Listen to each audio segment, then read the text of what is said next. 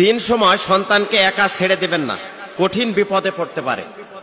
এটা কোরআন হাদিসের দৃষ্টিকোণ থেকে বিশ্বনবী কি বলেছেন খুব খেয়াল করুন, লক্ষ্য করুন। আপনারা হয়তো বলতে পারেন যে হুজুর এই আমরা এগুলো আমল করতে চাই না, এগুলো আমরা মানি না। আপনাকে মানতেই হবে, কারণ ওমা খালাকতুল জিন্না ওয়াল ইনসা ইল্লা লিয়াবুদুন। জিন এই পৃথিবীতে আছে, মানুষ পৃথিবীতে আছে। আল্লাহ পাক জিন আর মানুষকে তার ইবাদত গোলামি দাসত্ব করার জন্য পৃথিবীতে প্রেরণ করেছেন। মানুষের মধ্যে যেমন ভালো মন্দ মানুষ আছে, জিনদের ভিতরে কিন্তু বদ জিন আছে, খারাপ জিন আছে এবং ভালো জিনও আছে। আপনার সন্তানকে কখনো কোনো মুহূর্তে তিন সময় ছেড়ে দিবেন না। রাসূল করিম সাল্লাল্লাহু আলাইহি ওয়াসাল্লাম বলেছেন সন্ধ্যার পরে বাচ্চাদেরকে একা একা ছেড়ে দিবেন না। যদি আপনার কলিজার টুকরা সন্তানকে আপনি সন্ধ্যার সময় কখনো একা ছেড়ে দিবেন না। অনেক সময় মা বলে যে বাবা যাও তো বাইরে কাপড় শুকাতে দেওয়া আছে, নিয়ে আসো তো।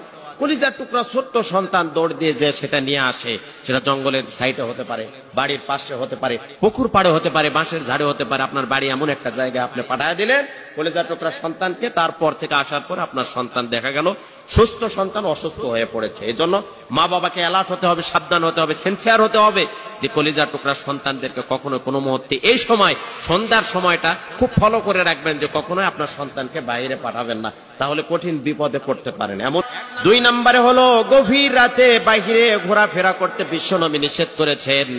কারণ বিশ্বনবী এশারের পরে আর বাহিরে সময় নষ্ট করতেন না।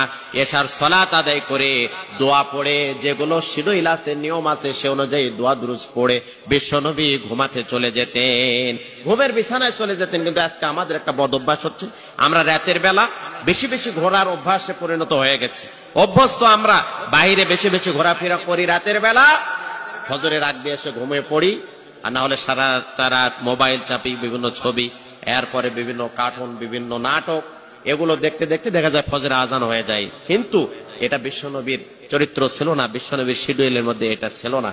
কলিজার টুকরা সন্তানকে আপনি কখনো কোনো সময় গভীর রাতে আপনি কোনো আত্মীয়স্বজনের বাড়িতে বেড়াতে গেছেন, ওই ছোট্ট সন্তান নিয়ে আপনি বাইর হবেন না, রাতটা সেখানে যাপন করেন, রাতে থেকে যান। মা কলিজার টুকরা সন্তান নিয়ে গভীর রাত্রে বাড়িতে আসার চেষ্টা করে, কুটুম বাড়িতে, আত্মীয়র বাড়িতে গল্প গুজব করে, রাত হলে বের হয়, এটা করবেন না। আপনার কলিজার টুকরা ছোট্ট সন্তানের সাথে জিনদের কিন্তু একটা আলাদা সম্পর্ক তৈরি হয়ে যায় এবং জিন ছোট্ট বাচ্চাদের প্রতি বেশি আকর্ষণ করে।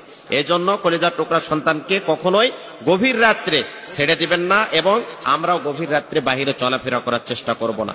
তিন নম্বরে হলো দুপুর বেলা মানুষের আনাগুনা যখন কমে যায়, সেই সময় কিন্তু জিনেরা বাহিরে বের হয়ে যায়।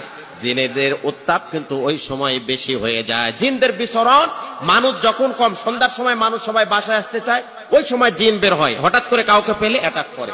এরপর কি তাকে সেই জায়গাতে বুকে চাপ দিয়ে, তার কথা বন্ধ করে দিয়ে, বুকে চাপ দিয়ে কিন্তু মেরে ফেলার চেষ্টা করে। সচেতন মা বাবাদেরকে বলতেছি, দুপুরবেলা আপনার কলিজার টুকরা সন্তানকে চোখে চোখে রাখবেন, কখনোই একা ছেড়ে দিবেন না। পরিশেষে একটি কথা বলতে চাই, গুরুত্বপূর্ণ কথা, আপনার সন্তানকে সব সময় ঝাড়ফুঁক দিয়ে রাখবেন। সূরা ইখলাস, সূরা ফালাক, সূরা নাস, মা হিসাবে, বাবা হিসাবে আপনাদেরকে সচেতন হতে হবে। তাহলে কোনো দুষ্ট জিন, দুষ্ট মানুষ আপনার সন্তানকে কোনো ডিস্টার্ব করতে পারবে না, আপনার সন্তানের কোনো ক্ষতি করতে পারবে না। ইনশাআল্লাহ দুষ্ট জিন, দুষ্ট মানুষের চক্রান্ত থেকে আপনার সন্তান নিরাপদে থাকবে। আল্লাহ পাক আমাদের কলিজার টুকরা সন্তানদেরকে হেফাজত করুন। এবং যেই তিনটি সময় আমরা বললাম, এই তিনটি সময় বড় ছোট সন্তান, ছোট বড় সবাই একটু সাবধানতার সাথে চলা